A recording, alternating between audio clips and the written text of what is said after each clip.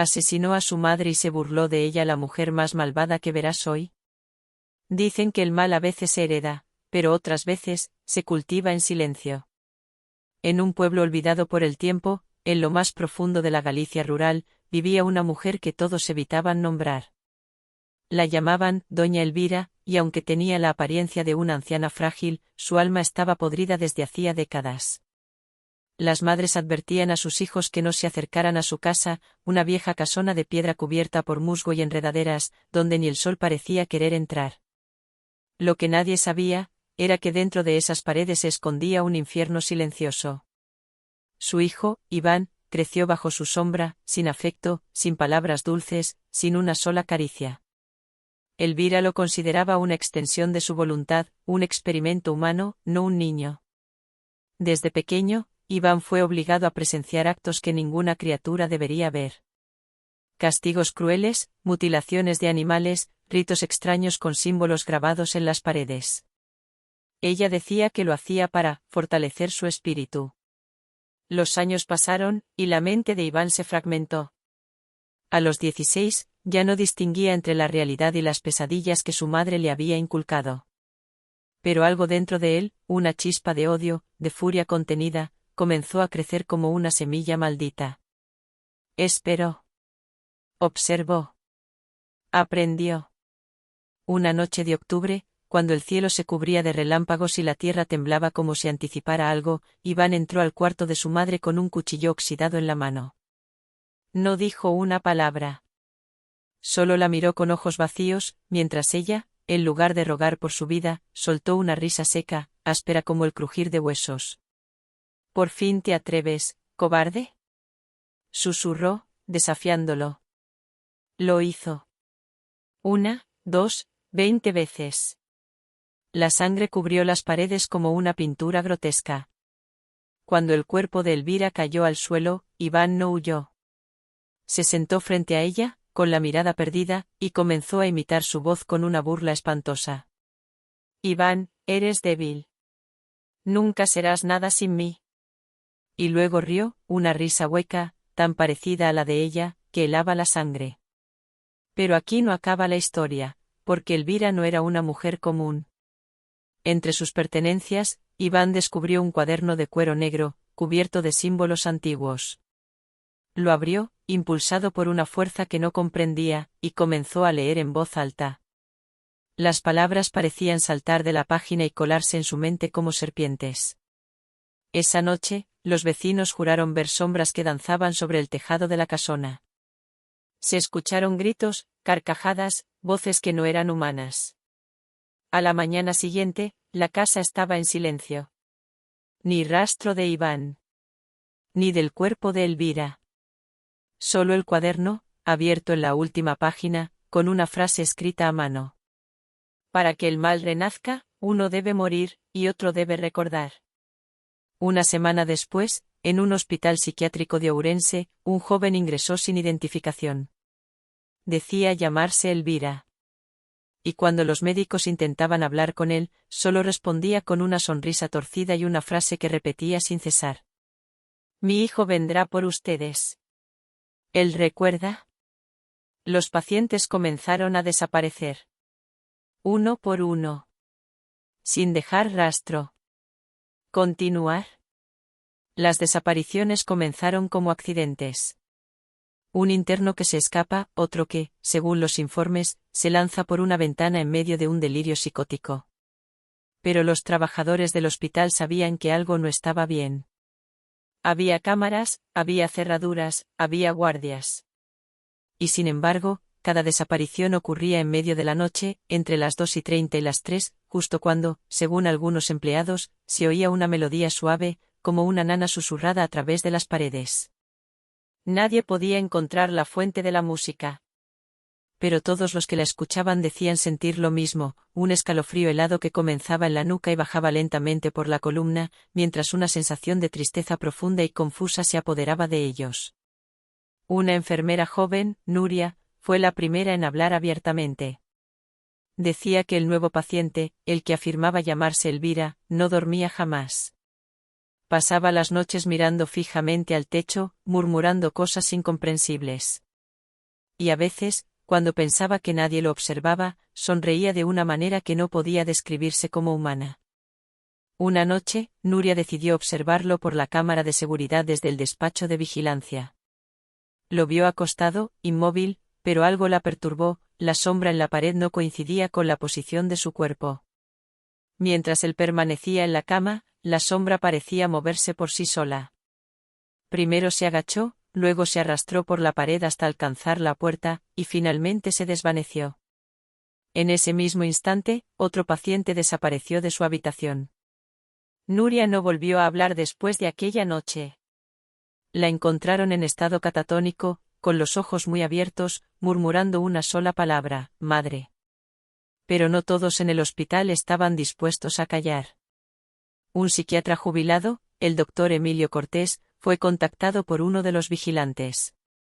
Había trabajado allí en los años 80, y conocía bien la historia de Elvira y su hijo Iván. Él fue quien atendió al joven Iván en su primera internación, cuando apenas tenía 9 años y fue llevado por los servicios sociales tras ser encontrado solo, desnudo, en medio del bosque, cubierto de sangre que no era suya. En aquel entonces, se habló de un caso de abuso severo y psicosis infantil. Nadie imaginaba lo que realmente sucedía en aquella casa. El doctor Cortés volvió al hospital por curiosidad. Pidió ver al paciente que decía ser Elvira.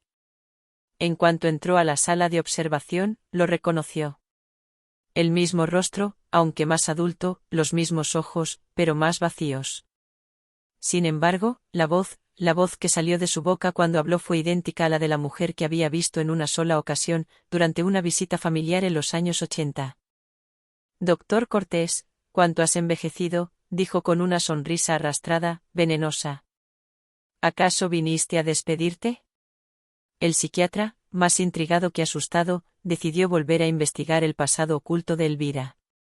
Viajó al pueblo donde ella vivía, solo para descubrir que la casa había sido demolida tras un incendio.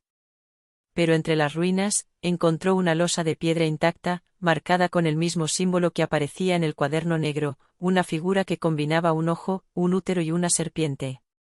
También halló, entre los escombros, una muñeca antigua, cosida con pelo humano y con los labios sellados con alambre. La llevó consigo al hospital, sin saber que estaba activando algo que llevaba años dormido. Esa noche, el caos se desató.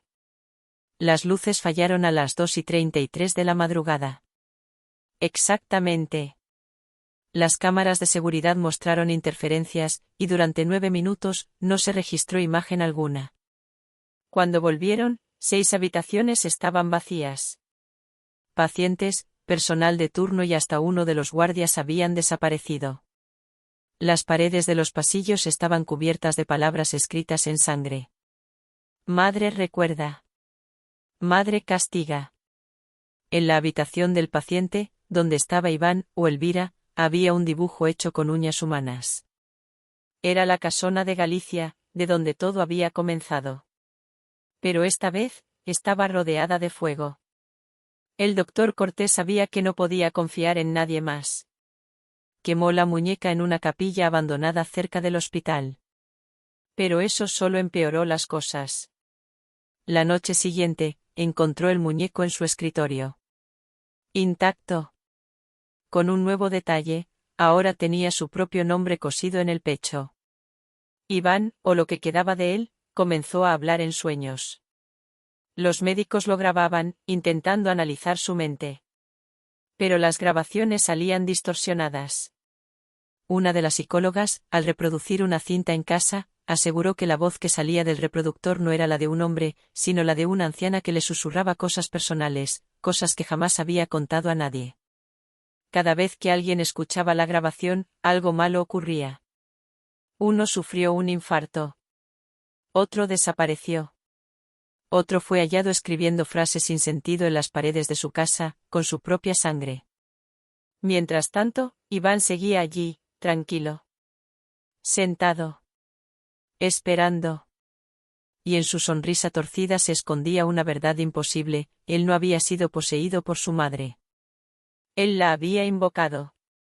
Ella nunca se fue. Y ahora, vivía en muchos más. La infestación no era física, sino espiritual. Invisible. Silenciosa. Se propagaba como un susurro en la mente, como una idea que germinaba lentamente hasta adueñarse por completo de la voluntad. Elvira no necesitaba un cuerpo, porque ahora tenía muchos. Cada persona que la escuchaba, que la miraba, que se acercaba demasiado a Iván, se convertía en un fragmento de ella. Una extensión. Una célula nueva en un organismo antiguo y perverso. El hospital comenzó a vaciarse. No porque los pacientes se fueran, sino porque simplemente ya no estaban. En sus habitaciones quedaban rastros imposibles, uñas en los colchones, dientes en los lavabos, notas escritas con un lenguaje indescifrable. El director del hospital fue encontrado colgado con un hilo de cabello trenzado.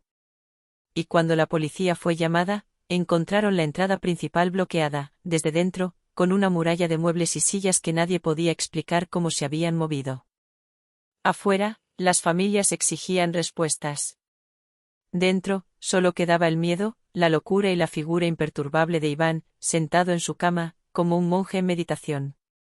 A veces murmuraba canciones de cuna. Otras, recitaba los nombres de los desaparecidos, en orden inverso. Cuando uno de los guardias intentó golpearlo, algo invisible le quebró todos los huesos del brazo. No hubo contacto. No hubo movimiento. Solo un crujido espantoso y la mirada burlona de ese hombre que ya no era un hombre. Una doctora llamada Rebeca, nueva en el hospital, era la única que aún parecía pensar con claridad. Había escuchado rumores, visto documentos antiguos en los archivos cerrados del hospital.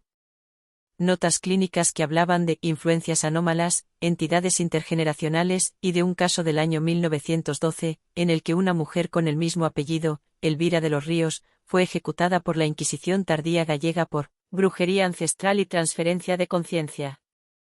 Rebeca, intrigada, contactó a un antropólogo del norte, especializado en cultos antiguos. Le envió las fotos de los símbolos, grabaciones distorsionadas y transcripciones de las frases que Iván repetía en susurros. A la semana, recibió un paquete. No tenía remitente. Dentro, una sola nota. No la enfrentes. No la nombres. Ella ya te ha oído. Esa misma noche, Rebeca soñó con una habitación de piedra, sin ventanas. Estaba desnuda, de rodillas, y frente a ella, una figura femenina envuelta en sombras le acariciaba el cabello. No podía verla, pero olía a humedad, a tierra vieja, a leche agria. «Te pareces a mi madre», le dijo la figura, con una voz que parecía venir desde las paredes. «Quizá por eso te elegiré a ti». Despertó gritando. Tenía en su cuello un hematoma con forma de mano. Pero no de una mano adulta. De una infantil. En el hospital, las cosas ya eran irreversibles. Una noche, las cámaras captaron a Iván caminando por los pasillos, pero no estaba solo. Detrás de él, decenas de figuras caminaban descalzas, con los ojos en blanco. Algunos eran pacientes, otros, personal desaparecido. Y algunos, nunca habían estado registrados en ninguna base de datos. Rostros que nadie conocía, y que sin embargo parecían familiares, como si formaran parte de un recuerdo colectivo enterrado. Las grabaciones desaparecieron del sistema al día siguiente. La prensa comenzó a investigar. Pero cualquier periodista que se acercaba demasiado terminaba renunciando, desapareciendo o escribiendo artículos incoherentes sobre conspiraciones médicas y el regreso de la madre antigua. Solo uno, un reportero de sucesos paranormales de una cadena menor, logró infiltrarse y salir. Contó que al entrar al hospital, las luces parpadeaban sin razón, que había pasillos que no estaban en los planos, y que escuchó, nítidamente, una voz femenina en su oído que le dijo: «No es él el que está loco. Eres tú el que aún no recuerda». Las autoridades declararon el hospital como zona en cuarentena por una fuga viral. Una mentira absurda que nadie creyó, pero que sirvió para sellarlo con cadenas y dejarlo pudrirse en silencio. Lo tapiaron. Y por un tiempo, el mundo olvidó. Pero los que estuvieron dentro, los que sobrevivieron, no pudieron hacerlo. Rebeca dejó la medicina. Desapareció por 2 años. Cuando volvió, llevaba un tatuaje en la espalda con el símbolo de Elvira. Dijo que era un recordatorio. Pero otros médicos que la conocían afirmaban que ya no era la misma. Que había algo en su mirada que no reconocían. Uno de sus antiguos compañeros se suicidó después de visitarla. En su nota, solo dejó 3 palabras. Ya está dentro. Mientras tanto, en un pueblo costero del sur, una niña de 6 años comenzó a hablar con una amiga imaginaria. Le puso el nombre de Doña Elvira. Decía que le contaba cuentos oscuros por las noches, que le enseñaba juegos de los antiguos, y que le había prometido que cuando cumpliera 7, podría conocer a su verdadero hijo. La madre, preocupada, llevó a la niña a una psicóloga infantil. Pero tras la primera sesión, la terapeuta pidió verla en privado. Le dijo, con voz temblorosa, que la niña sabía cosas que no debía. Nombres de personas muertas. Detalles de rituales que solo se hallaban en textos prohibidos.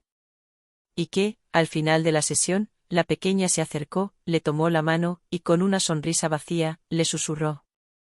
Tú también eres parte de ella. Solo que aún no lo sabes. Y en ese momento, las luces parpadearon. El fuego que una vez consumió la antigua casona de Elvira no fue suficiente. Porque el mal no arde. El mal muta. Se arrastra. Se instala en la grieta más pequeña de la razón humana. Lo que comenzó como una historia de crueldad materna, de una mujer perversa y un hijo roto, terminó siendo algo mucho más vasto. Un eco de algo ancestral que nunca murió. Solo esperó. Años después del cierre del hospital, la zona se convirtió en terreno maldito. Nadie se atrevía a pasar cerca. Incluso los drones enviados para inspeccionar el edificio caían sin explicación. Un equipo de exploradores urbanos quiso adentrarse una noche. Eran 5. Todos jóvenes, con cámaras, linternas, tecnología de punta. Transmitieron en directo. Y durante los primeros minutos, el vídeo parecía normal, ruinas, polvo, ecos. Pero al minuto 43, algo cambió. Uno de ellos, el líder, comenzó a decir que escuchaba su nombre. No de forma susurrada, sino gritada desde todas partes. En los comentarios de la transmisión, miles de personas vieron lo mismo, una figura femenina al fondo, en cada pasillo, en cada sombra. Una mujer sin rostro. Con el cabello enmarañado y los brazos extendidos, como si buscara abrazar. La transmisión se cortó de golpe. Solo uno de los exploradores fue encontrado semanas después, caminando por una carretera rural, sin ropa, cubierto de ceniza. Cuando la policía lo detuvo, repetía una y otra vez. Ella ya no necesita casas, ahora vive en nosotros. Y no mentía. Porque después de aquel evento, comenzaron los brotes. Personas que de pronto cambiaban, como si algo tomara control. Cometían actos atroces, sin motivación ni explicación. Algunos aseguraban haber recibido sueños. Otros, mensajes cifrados en las pantallas de sus móviles, escritos con el símbolo de la serpiente y el ojo. En diferentes países, en distintos idiomas, la misma frase emergía una y otra vez. La madre ha vuelto. Rebeca, que llevaba años en silencio, emergió públicamente una última vez. Se presentó en una conferencia de neurociencia en Barcelona. Vestía de negro. Pálida. Sus ojos parecían haber envejecido siglos. Se subió al escenario, y en lugar de dar la ponencia esperada, pronunció estas palabras. No estamos frente a una leyenda. Estamos frente a una fuerza que nunca fue humana. Elvira fue solo un nombre. Una máscara. Ella es mucho más antigua que nuestras religiones, más antigua que el lenguaje. Es la raíz del miedo materno, de la posesión absoluta. Es el hambre de ser amada eternamente, incluso si para eso debe destruir todo lo demás. La transmisión fue interrumpida. Nadie volvió a verla. Pero muchos en la audiencia esa noche aseguraron haber sentido un aroma a leche podrida. Y un frío que no se iba. El fenómeno se extendió. Cultos comenzaron a formarse. Algunos decían adorar a la Madre Negra, otros hablaban de la primera herida. Todos con el mismo símbolo. Todos con el mismo destino, desaparecer misteriosamente después de ciertos rituales, dejando solo muñecos hechos con huesos de animales y trenzas de cabello humano. Lo más inquietante fue lo que vino después: niños. Niños que nacían hablando lenguas que ningún lingüista podía identificar. Bebés que no lloraban, sino que reían al nacer. Niñas de 5 años que dibujaban a la misma mujer, con ojos vacíos y brazos largos. Y todos esos niños decían lo mismo cuando les preguntaban quién les había enseñado eso. Mi mamá, la verdadera. Pero lo más impactante sucedió en Galicia, donde todo había comenzado. En una excavación arqueológica cerca de las ruinas del hospital, se halló una cripta subterránea con paredes cubiertas de símbolos idénticos a los del cuaderno de Elvira. En el centro, un altar de piedra con una inscripción. El vientre que no muere. El lazo que no se corta. El amor que devora. Y justo allí, en una urna sellada con plomo, los arqueólogos encontraron algo que desafió toda lógica: un feto humano, perfectamente conservado, con el rostro de una mujer anciana. Al analizar el ADN, el laboratorio reportó que coincidía con Iván de los Ríos. Lo imposible se había cumplido. La madre no murió. Dio a luz a sí misma. Desde entonces, una serie de muertes sin resolver, suicidios colectivos, desapariciones y brotes psicóticos han sido registrados en todo el mundo, todos con el mismo patrón: sueños repetitivos, risas en la oscuridad, voces que dicen «ya estás conmigo», y la aparición de dibujos o tallas con la figura de la madre. Lo peor es que nadie sabe cómo detenerlo. No se trata de religión, ni de exorcismos. No se trata de cordura o locura. Ella no quiere un cuerpo. Quiere tu recuerdo. Tu emoción. Quiere vivir en tu miedo. Y si has llegado hasta aquí, si has escuchado esta historia, si has imaginado su rostro, si te has preguntado si puede ser real, entonces ya es tarde. Porque ahora tú también la recuerdas. Y ella nunca olvida. Apaga la luz. Escucha bien. ¿La oyes? Está cantando. Para ti.